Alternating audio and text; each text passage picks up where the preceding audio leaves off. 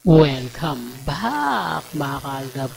Ito na naman po ang inyong lingkod, si Mr. Destiny. Well, pinakita ko lang po mga kaaldab kung ano nga po ba talaga ang buong, kumbaga, kissing scene nila Alden Richards at ni Catherine. Siguro ngayon mga kaaldab magiging panatag na po yung mga nambabatikos po sa akin. Yung mga nagsasabi ng ganito na ipakita mo yung video. Ito na po, pinapakita ko na po. Medyo malabo lang po. Pero at kahit pa paano siguro mababawasan na yung mga basher ni Mr. Destiny. Mababawasan na yung mga taong mainit lagi ang ulo kay Mr. Destiny. Siguro sapat na po ito para lang ibigay ko po sa inyo yung mga totoong kaganapan, totoo pong istorya. Di po ba? Tama naman po kasi ng iba. Kailangan kong magpakita ng resibo. Kailangan ko magpakita ng ebidensya para makumbinsi ko nga po yung mga nagsasabi na fake news ako. Para po makumbinsi ko yung mga taong kumbaga nagsasabi na paasa lang po ako. Di po ba? Para lang clear, para lang taro. Sabi ko nga po sa inyo, ako dito po sa channel ni Mr. Destiny, kung ano lang naman po yung nababalitaan natin, napapanood ninyo, nababasa ninyo, nakikita ninyo, yun lang naman po yung ina-update ko eh. Di po ba? O ngayon, nakita nyo na po yung kabuuan ng video. Wala na pong sumunod dyan. Yun lang po ang una at uli. O yun po yung kissing scene na sinasabi nga pong dairy na kung baan marami daw kinilig. O, di po ba wala naman? Di po ba parang normal na kissing scene lang? O baka sabihin na naman ng iba, inedit ko. Baka sinasasabihin na naman ng iba, nako hindi totoo yan.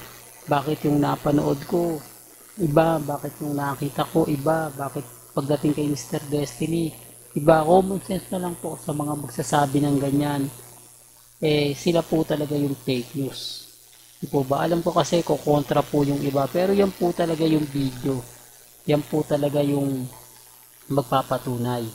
Yan po talaga yung magsasabi kung ano nga po ba talaga yung totoong naganap at totoong nangyari. Kahit hirap po tayo.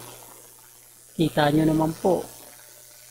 Ginawan po natin. Kumbaga, pinakita po natin na kahit alam natin maraming magre-react. Naku, spoiler ka.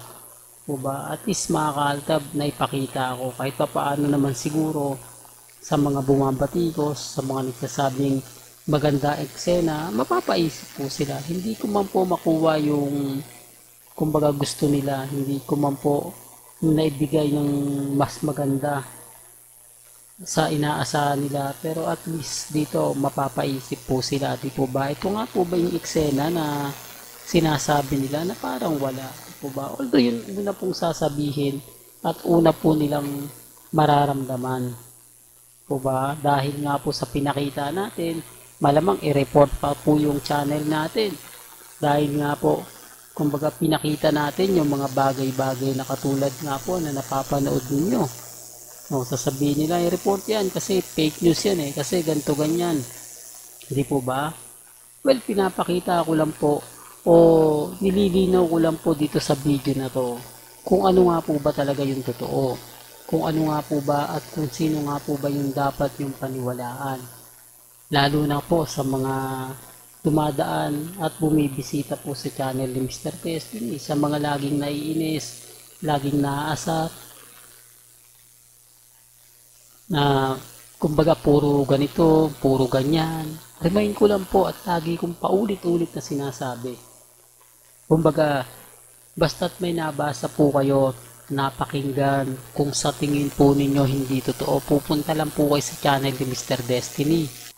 Mag-comment lang po kayo. Hindi ko man po yan nababasa o hindi ko naman po yan na re-replyan. At least, kumbaga, alam natin. Po ba? Ang punto ko, kahit hindi po ako sa inyo mag-reply, kahit hindi po, kung akala nyo hindi napapansin, lahat po ng comment ninyo, napapansin niya ni Mr. Destiny. Pabor man o hindi, okay lang. Dahil nire-respeto ko nga po at ginagalang lahat ng mga sasabihin at ipapaliwanag sa channel ni Mr. Destiny. Gaya nga po ng in-update natin kung ano nga po ba yung magiging senaryo. Well, normal lang naman po yung interview ni Alden sa 24 oras. Hindi po ba napupunta po sila dyan para lang po kumbaga itaas ang benta ng ticket para nga po sa Hello Love Again. Bukod dun, wala na. Sa bagay mga kaaldab, sinasabi honeymoon na nga po raw ito ng mga kat din. Kaya pupunta daw po sina Alden Richards at si Catherine. Kasama na nga po raw yung suite nila dahil dito daw po sa Pilipinas hindi daw sila makagalaw. Kumbaga medyo kapag ka nasa ibang bansa medyo private, kumbaga etc. Ang galing din po nila, no? Yung tipong na kaya lang isasama na nila yung love story nila sa ibang bansa bukod po sa pelikula. Mahusay din, no? Pag binatigos mo yon mga kaalab, pag sinabihan mo hindi totoo yan, dun sila galit. Pero ano nga po ba pinagkaiba nila sa sinasabi ko? Sila, kumbaga, sinasabi na nila yung magaganap at mangyayari. Samantalang sa atin, kailangan po muna natin mag-imbestiga, kailangan po muna natin tignan kung totoo nga po. Po ba? Sabi ko nga po sa inyo, si Mengay pag wala sa Itbulaga, matik na yan. Magbabakasyon yan. Pero syempre, walang magsasabi sa akin na hindi, fake news yan. Po ba? Ulitin ko lang po, di po ba dati si Alden nang pumunta ng Canada. Nauna si Catherine, sumunod si Alden Richards, sabay pangalawa si Maine Mendoza. Sinasabi nila na hindi umalis si Maine. Tapos nag-post si Mengay na magbabakasyon siya. Saan? Sa Japan. Ang daming kumbaga nag-react sa in-update natin. Pero hindi po sila nagsabi. Tama pala yung sinabi mo. Binaha po ko ng batikos at issue na never nga pong magbabakasyon si Ming.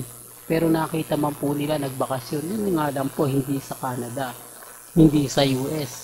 Po ba sinabi nila tama naman, kaya lang mali. Di po ba parang ganito ganyan. Pero wala pong kumbaga kumbaga nagsasabi sa akin na hindi, ano yan, etc. Lahat po pangiinis at pangiinsulto yung mga sinabi nila. Kaya nga po nalulungkot ako kapag may mga ganitong pahayag. Nalulungkot ako na may mga ganitong bagay na talagang ramdam mo na affected po sila.